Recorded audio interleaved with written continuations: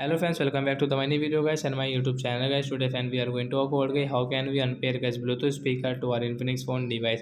Friends, you have paired any Bluetooth device and friends you have paired any Bluetooth speaker with your phone, and friends now you want to unpair it. So friend, how can you unpair? Friends, today I will tell you in this video how to unpair Bluetooth speaker to Infinix phone device.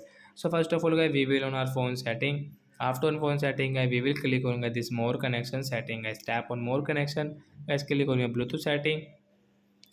Favorite device guys, you have paired guys, you can see paired device is JBL speaker. So right side guys, we will tap here. Friends, you can see phone call, media audio guys, you can on, and guys you can off this setting from here. Forget option guys, tap here to unpair it.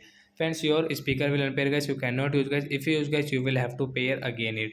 So like that guys, we can unpair guys our Bluetooth speaker. So that's it guys, thanks for watching the video. I hope friends you have understood how to unpair a Bluetooth speaker to our Infinix phone device. So bye bye friends, thanks for watching the video guys.